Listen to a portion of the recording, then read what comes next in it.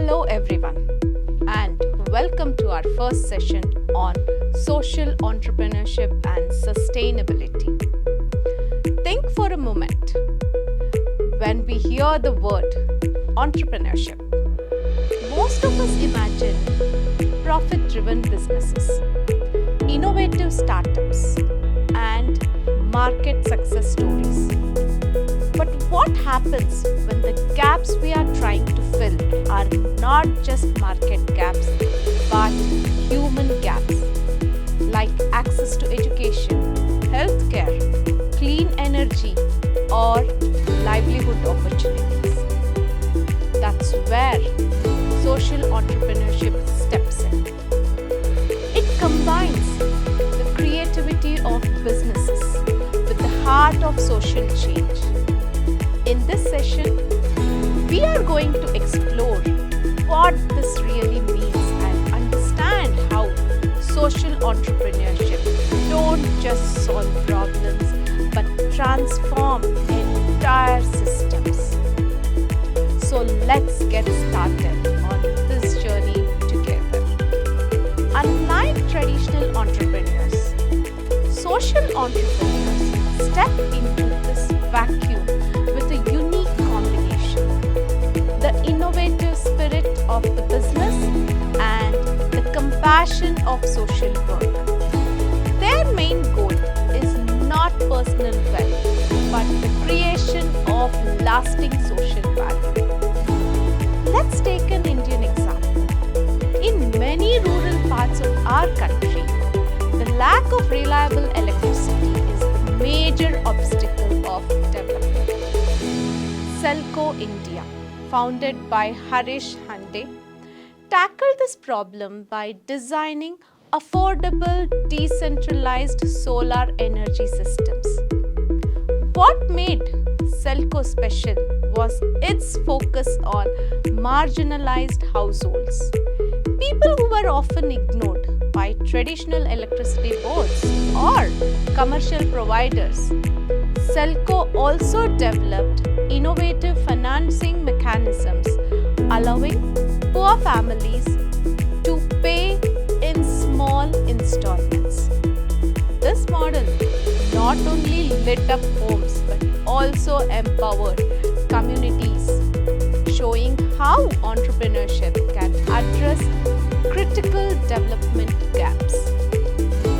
Now let's look beyond India. The Grameen Bank in Bangladesh, founded by Nobel laureate Muhammad Yunus, revolutionized access to credit. Yunus realized that poor people, especially women, were excluded from the formal banking system. His solution: microcredit, giving very small loans without any collateral. These loans helped women start businesses, support their families, and escape poverty. The Grameen model spread worldwide, inspiring countless microfinance initiatives. So, what do these examples tell us? Social entrepreneurship is not charity. It is the practical and innovative response to the failures of markets and governments. By addressing unmet social needs, social entrepreneurs create opportunities for inclusive developments. More importantly, they ensure that vulnerable communities are empowered to improve their own lives. As we move forward in this course, keep this idea in mind. Social entrepreneurship is not just about solving problems, it is all about transforming systems so that society as a whole can thrive. Now let's throw some light on definitions. Gregory Dees, often called the father of social entrepreneurship education, gave us a very simple yet powerful definition back in 1998. we said that social entrepreneurship is entrepreneurship with a social mission. Now, think about that for a moment. Traditional entrepreneurs set out to make profit, whereas social entrepreneurs, however, set out to make a difference. That mission to improve society is what sets them apart. At its core, social entrepreneurship applies the same principles of entrepreneurship: innovation, risk-taking, and mobilizing resources. But instead of profit as the end goal, the priority is social value creation. This success is not judged by profits or the market share, but by improvements in people's lives, better education, reduced poverty, access to healthcare, empowerment of women, or sustainable energy solutions. So, how exactly does social entrepreneurship differ from traditional entrepreneurship? Let's look at 3 dimensions. First, purpose.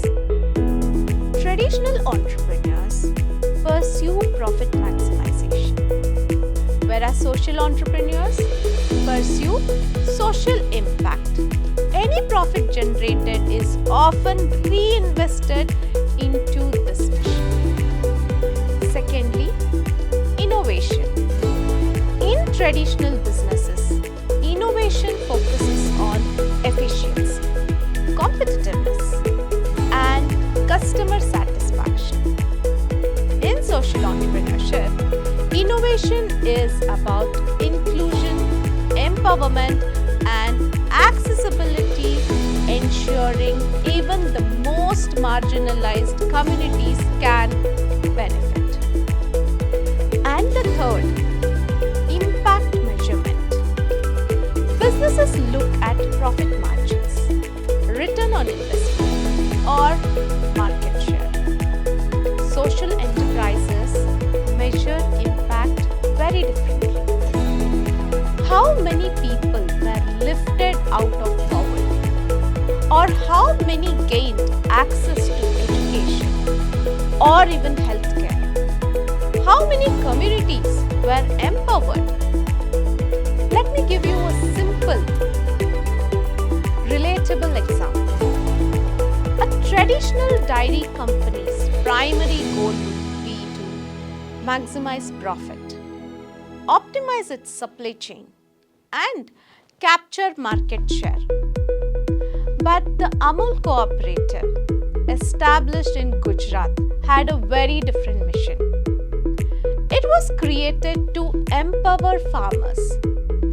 Its cooperative model ensures profits are shared equitably among members itself. This not only delivers quality dairy products to consumers across India, but also strengthens rural livelihoods. So, as we can see, social entrepreneurship is entrepreneurship with a difference. It harnesses the power of innovation and enterprise not merely to create wealth, but to generate meaningful, lasting societal change. In our next segment, we will explore how the social entrepreneurship has grown in India and why it plays such a crucial role in addressing our country's biggest challenges. Take a small break, but stay tuned.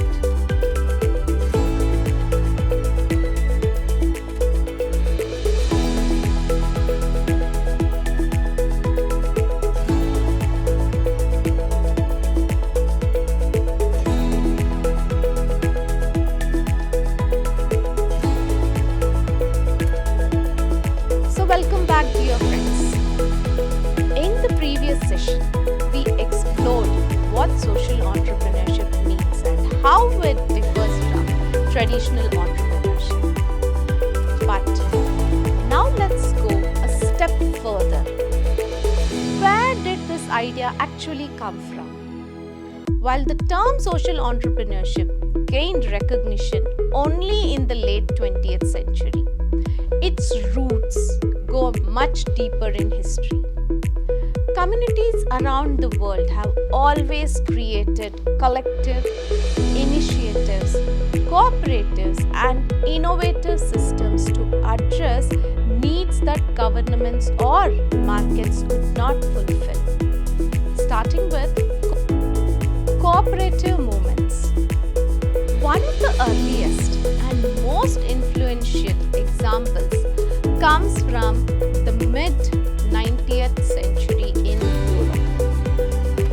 The Rochdale pioneers in England in 1844 set up cooperatives so that workers could protect themselves from exploitation by traders and access essential goods at fair prices. Their model was built on three timeless principles: self-help, democracy, and equitable distribution. Now let's bring it closer to home. In India, the Amul Dairy Cooperative, established in 1946, became a game changer. By organizing farmers into cooperatives, Amul eliminated exploitative middlemen, ensured fair prices, and empowered rural producers. The result? Rural livelihoods were transformed, and India went on to become the world's largest milk producer. Truly, a shining example of how cooperative entrepreneurship can drive both social and economic change. Next, philanthropy and social reformers. Another root of social entrepreneurship lies in the work of social reformers. Take Florence Nightingale, who revolutionized nursing and hospital reforms, or Mahatma Gandhi, who spoke about trusteeship, self-reliance, and village industries. Both emphasized grassroots empowerment. Their vision was not only about charity but about building self-sufficient, resilient communities. This philosophy laid the groundwork for what we now recognize as social entrepreneurship. Microfinance revolution. The Grameen Bank. Fast forward to the 1970s in Bangladesh. Noble Muhammad Yunus identified a critical gap. Poor people, especially women, were excluded from the formal banking system simply because they lacked collateral. His solution: microcredit.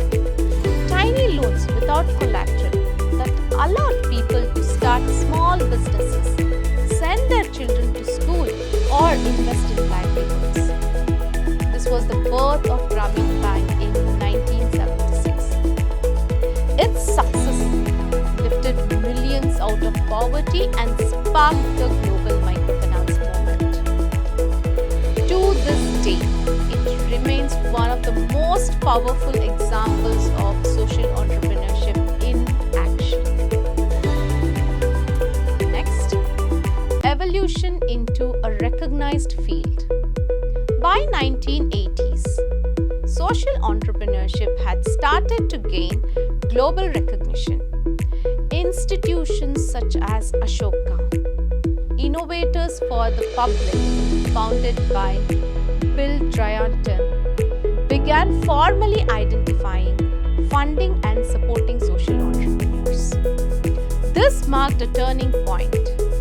Social entrepreneurship was no longer seen as scattered grassroots efforts. It became a recognized field with legitimacy, networks, and ecosystems that continue to grow today. So, dear friends, when we talk about social entrepreneurship, we must remember it is not just a modern buzzword. Its roots lie in centuries of collective action, reform movements, and innovations like cooperatives, philanthropy, and microfinance. Together, these shaped the modern field and continue to inspire solutions to today's most pressing challenges. Now let's look upon the significance of social entrepreneurship in India. India is one of the most fertile grounds for social entrepreneurship in the entire world. Despite rapid economic growth, we continue to face deep socio-economic challenges, from poverty and healthcare gaps to unequal access to education and the need for stronger rural development. This is where social entrepreneurs play a critical role. They are creating innovative, scalable, and sustainable models that fill these gaps and improve lives. Poverty alleviation. Let's begin with poverty alleviation. Yes, India has made progress in reducing poverty, but large sections of population remain highly vulnerable. Take the example of Bandhan. It started as a microfinance initiative, providing credit and livelihood opportunities to marginalized communities. By enabling people to become self-reliant, social enterprises like Bandhan directly address poverty without depending solely on state subsidies. Next, let's speak about education. Access to quality education remains uneven, particularly in rural and underprivileged areas. Organizations like Pratham and Akshara Foundation have pioneered low-cost, innovative models to improve learning outcomes. By mobilizing communities and volunteers, they complement government schools and are able to scale rapidly across the states. These models show how social entrepreneurship can bridge critical learning gaps. Next, look at healthcare. Healthcare is another major challenge. Many families cannot afford quality medical services. The Arvind Eye Care system has transformed this space through a cross-subsidization model. Arvind provides high-quality treatment for paying patients while enabling millions of low-income patients to access eye care for free or at very low cost. Similarly, even Narayana Healthcare pioneered affordable cardiac care, proving that cost efficiency and quality can go hand in hand. Next, let's look into rural development. And of course, rural development. India's rural sector still supports the majority of our population. Barefoot College is a shining example. It empowers rural women by training them in solar engineering, literacy, and livelihood skills. These women, often grandmothers with no prior formal education, return to their villages as solar engineers, bringing light, income, and also dignity. Such initiatives not only create livelihoods but also transform gender dynamics and build stronger rural communities.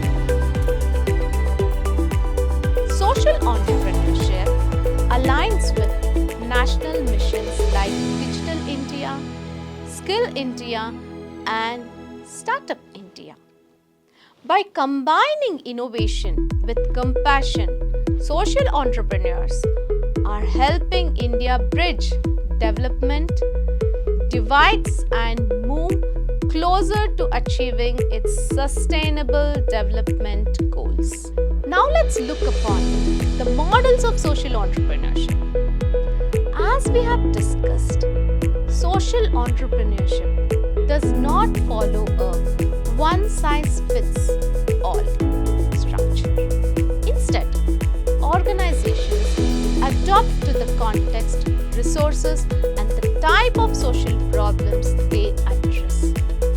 Globally and in India, 4 prominent models are visible: the non-profit model, for-profit social enterprises, hybrid models, public-private partnerships. The non-profit model is one of the oldest forms of social entrepreneurship. These organizations are mission-driven, addressing unmet social needs instead of profit-making.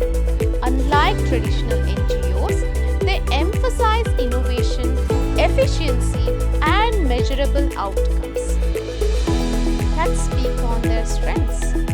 Reach marginalized groups, build trust with the communities, and encourage innovations. Challenges: dependence on external funding, donor constraints, and limited revenue generation. For-profit social enterprises. This model combines business practices with a social mission. Unlike non-profits, they generate profits but prioritize social goals over maximizing shareholder wealth. Profits are often reinvested into expanding impact. Financial independence is the major strength, followed by scalability and ability to attract investments. Challenges are balancing profit motives with social objectives and avoiding mission drift. For example, a renewable energy company selling affordable solar solutions in rural India. Sustainable and impactful. Now let's look into hybrid models. Hybrid blend elements of both non-profit and for-profit models. They often have 2 arms. One generates revenue through commercial activities while the other delivers services to underserved groups, sometimes through cross-subsidization. Let's look into strengths: flexibility, financial sustainability, and broader reach. Challenges: complex governance and balancing dual missions. For example, an education enterprise charging urban students while offering subsidized or free learning in rural areas. Now let's look into public-private partnerships, most commonly known as PPPs. This brings together government, private players, and NGOs to solve large-scale issues. They combine public accountability, private efficiency, and community trust. They operate at large scale, pool resources, and enjoy policy support. They are nowhere lost without challenges. Coordination difficulties, bureaucratic delays, and risk of profit overshadowing social goals. Examples: NSDC for National Wide Skill Development, Jan Aushadhi Yojana for affordable medicines. In summary, each model has unique strengths and non-profits addresses gap where markets fail. For-profits bring financial independence. Hybrids ensure balance and PPCs ensure large-scale systematic change. Together, they showcase the diverse ways social entrepreneurship transforms communities. That brings us to the end of today's session. In our next session, we will shift our focus to the historical roots and evolution of social entrepreneurship, how it emerged and transformed across times. This will give us a deeper perspective on why today's models exist and how they continue to shape society. So, stay tuned.